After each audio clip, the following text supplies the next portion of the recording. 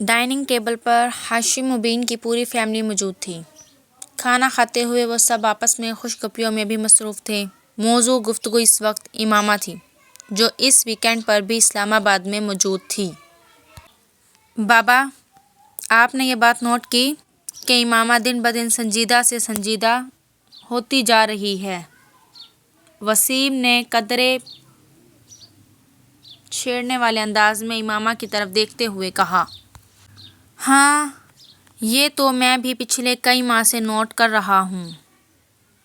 ہاشم مبین نے وسیم کی بات پر بیٹی کے چہرے کو غور سے دیکھتے ہوئے کہا۔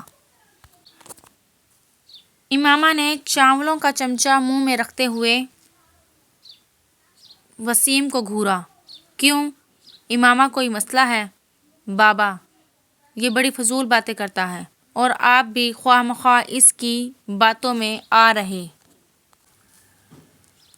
میں اپنی اسٹڈیز کی وجہ سے مصروف اور سنجیدہ ہوں۔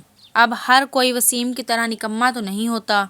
اس نے اپنے ساتھ بیٹھے وسیم کے کندھے پر کچھ ناراضی سے ہلکا سا ہاتھ مارتے ہوئے کہا۔ بابا، آپ ذرا اندازہ کریں، میڈیکل کے شروع کے سالوں میں اس کا یہ حال ہے تو جب یہ ڈاکٹر بن جائے گی تب اس کا کیا حال ہوگا؟ وسیم نے امامہ کی تنبیہ کی پرواہ نہ کرتے ہوئے اس کا مذاق اڑایا۔ سالوں گزر جایا کریں گے۔ مس امامہ ہاشم کو مسکرائے ہوئے ڈائننگ ٹیبل پر موجود لوگوں کے چہروں پر مسکراہٹ دوڑ گئی۔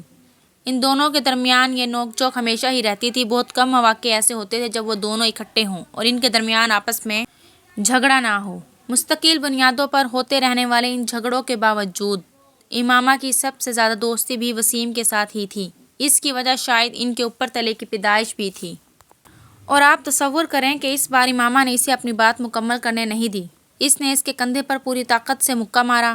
وسیم پر کچھ زیادہ اثر نہیں ہوا۔ ہمارے گھر میں ایک ڈاکٹر کے ہاتھ میں شفا کے سوا اور کیا کیا ہو سکتا ہے، آپ اس کا مظاہرہ دیکھ رہے ہیں۔ اس سے آپ یہ اندازہ بھی لگا سکتے ہیں کہ آج کل کے ڈاکٹرز وارڈ میں مریضوں کے ساتھ کیا کیا سلوک کرتے ہوں گے۔ ملک میں بڑھتی ہوئی شرح اموات کی وجہ۔ بابا، اس کو منع کریں، امامہ نے بالآخر ہتھیار ڈالتے ہوئے ہاشم مبین سے کہا۔ وسیم، ہاشم مبین نے اپنی مسکراہٹ ضبط کرتے ہوئے وسیم کو جھڑکا۔ وہ بڑی سعادت مندی سے فوراً خاموش ہو گیا۔ اس نے پورے لفافے کو فوراً گرائنڈر میں خالی کر دیا اور پھر اسے بند کر کے چلا دیا۔ خان سامہ اسی وقت اندر آیا۔ چھوٹے صاحب لائیں، میں آپ کی مدد کر دوں۔ وہ اس کی طرف بڑھا مگر اس نے ہاتھ کے اشارے سے اسے روک دیا۔ نہیں، میں خود کر لیتا ہوں، تم مجھے دودھ کا ایک گلاس دے دو، اس نے گرائنڈر آف کرتے ہوئے کہا۔ خان سامہ ایک گلاس میں دودھ لے کر اس کے پاس چلا آیا۔ دودھ کے آدھے گلاس میں اس نے گرائنڈر میں موجود تمام پاؤڈر ڈال دیا اور ایک چمچے سے اچھی طرح ہلانے لگا۔ پھر ایک ہی سانس میں وہ دودھ پی گیا۔ کھانے میں آج کیا پکایا ہے تم نے؟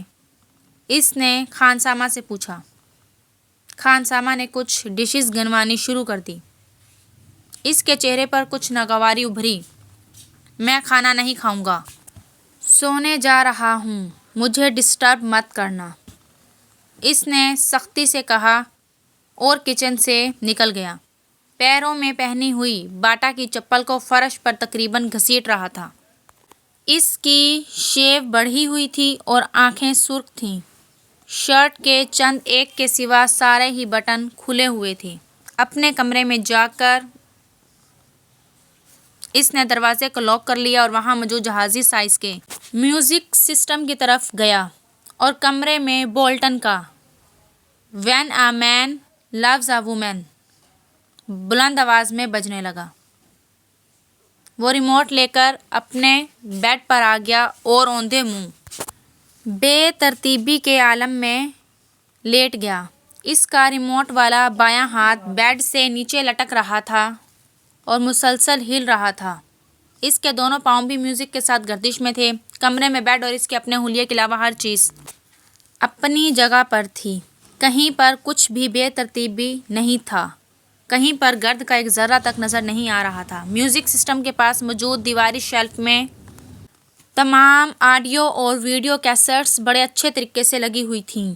ایک دوسری ریک میں پر کتابوں کی ایک بڑی تعداد موجود تھی۔ کونے میں پڑی ہوئی کمپیوٹر ٹیبل سے عیاں تھا کہ اسے استعمال کرنے والا بڑا آرگنائزڈ ہے۔ کمرے کی مختلف دیواروں پر ہالی ووڈ کی ایکٹریسز اور وہاں کے بینڈز کے پوسٹرز لگے ہوئے تھے۔ باتھ روم کے دروازے اور کمرے کے کھڑکیوں کے شیشے کو پلے بوائے میگزین سے کاٹی گئی کچھ ماڈلز نیوڈ تصویروں سے سجایا گیا تھا۔ کمرے میں پہلی بار داخل ہونے والا دروازہ کھولتے ہی بہت بری طرح چونکتا، کیونکہ بالکل سامنے کھڑکیوں کے شیشوں پر موجود وہ تصویریں جن چند لمحوں کے لیے دیکھنے والوں کو تصویریں نہیں بلکہ اصل لڑکیاں نظر آتی تھیں۔ ان تصویروں کو وہاں لگاتے ہوئے ترتیب کا خاص خیال رکھا گیا تھا۔ میوزک سسٹم جس دیوار کے ساتھ موجود تھا، اسی دیوار کے کونے میں دیوار پر ایک الیکٹرک گٹار لٹکایا گیا تھا اور اسی کونے میں کی بورڈ بھی اسٹڈیز پر رکھا ہوا تھا۔ دیوار پر گٹار سے کچھ فاصلے پر پیکولو فلوٹ اور اوبے بھی لٹکائے گئے تھے۔ اس کمرے کے لٹکائے گئے مکین کو یقیناً میوزک سے گہری دلچسپی تھی۔